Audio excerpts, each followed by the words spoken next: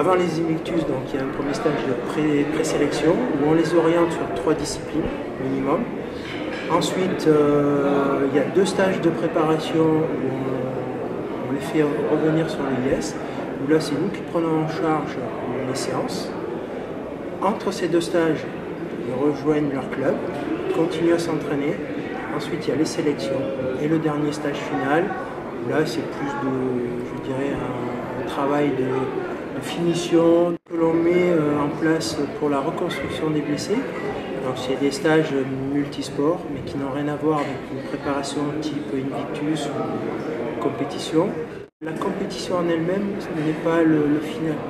Le final, nous, dans tout ce que l'on fait au profit des blessés, c'est déjà qu'ils repartent avec le sourire. S'ils nous disent, comme on l'entend souvent aux rencontres militaires, blessures et sport, ah ben tiens, je vais pouvoir refaire du vélo avec mon épouse et mes gamins, l'objectif pour nous il est atteint. Tous nos stages, tout ce qui est fait, automatiquement le service de santé est dans la boucle. C'est grâce à eux qu'ils valident si un blessé peut participer ou pas. Les RMBS sont très importants par rapport à ça, parce que c'est le moment où ils vont retrouver le contact sportif dans une approche du sport construit, appris, guidé, entraîné. On a mis en place les cadres, moniteurs sportifs, et aussi le service de santé, donc l'ergothérapeute, les 2 kinés.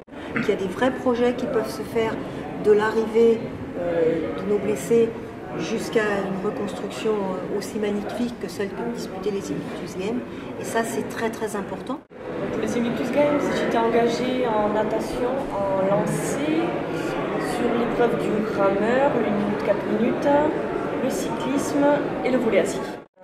En parlant avec d'autres blessés, j'ai accepté ma blessure et je me suis investie beaucoup plus dans le sport avec ce challenge, en dépassant mes limites. En fait, voilà, quand je fais du sport, je pense à rien d'autre, ça me fait du bien, ça me vide la tête et j'ai une bonne fatigue à l'issue. J'ai été sélectionnée, franchement, j'y croyais pas parce que pour moi, les Invictus, c'est quand même, on va dire, des Jeux Olympiques pour des militaires blessés. C'est quelque chose de 14 nations, 500 militaires blessés. Pour moi, c'était un objectif que jamais je n'aurais pu atteindre parce que je ne sentais pas le niveau sportif pour pouvoir y participer. C'est touchant quand même de savoir qu'il y a la reconnaissance et être reçu par le ministre, c'est quand même quelque chose. Quand j'ai eu l'accident, ma vie a changé, donc je suis passé en handisport. Je faisais beaucoup de sport avant, j'étais sur le football, c'est vrai. Et je voulais reprendre le sport, je cherchais des moyens différents de reprendre le sport, mais je ne trouvais pas. Je me suis laissé aller, et tu verras, en handisport.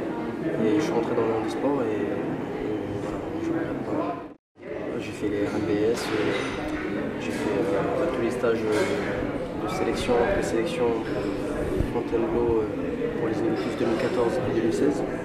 Alors j'étais au 100 mètres en athlétisme et au basket fauteuil. En athlétisme j'étais au 100 mètres, au 200 mètres et au relais 4x100. On a fini 2e au relais, c'était une belle performance. Au 100 mètres, je fais une médaille d'or. Ce que je retiens, c'est je sais pas, en général, force de se surpasser. À l'issue de ma blessure, en fait, j'ai été mutée à Saumur, au cœur de la capitale de l'équitation française. Et l'équitation a fait partie de ma reconstruction. Associée au soutien inconditionnel de ma famille, à travers le sport, j'ai réussi à me reconstruire et à me fixer des nouveaux objectifs. Je me suis mise à faire beaucoup d'activités parce que j'ai pris conscience que j'aurais pu ne plus rien faire. Il y a 13 ans, on m'aurait dit que je serais là aujourd'hui, j'aurais juste rigolé en me disant mais bien sûr. Et là aujourd'hui, s'il y a des gens qui sont dans la situation dans laquelle j'ai été, eh bien, venez nous rejoindre parce que c'est une formidable aventure et c'est un échange magique.